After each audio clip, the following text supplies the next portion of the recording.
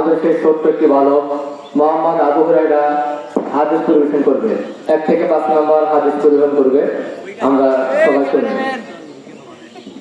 আসসালামু আলাইকুম ওয়া রাহমাতুল্লাহি ওয়া বারাকাতুহু। 1 নম্বর হাদিস শরীফ قال النبي صلى الله عليه وسلم أحفظ دينك اكفيك العمل القليل। حديث শরীফ তোমার ইমানকে খাঁটি করো, অল্প আমলের সাজাতের জন্য যথেষ্ট হইবে। 2 নম্বর হাত পা ধুয়ে আসি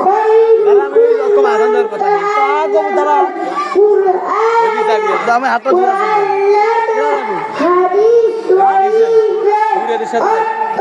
তোমাদের মধ্যে মুরাদ করে যায়।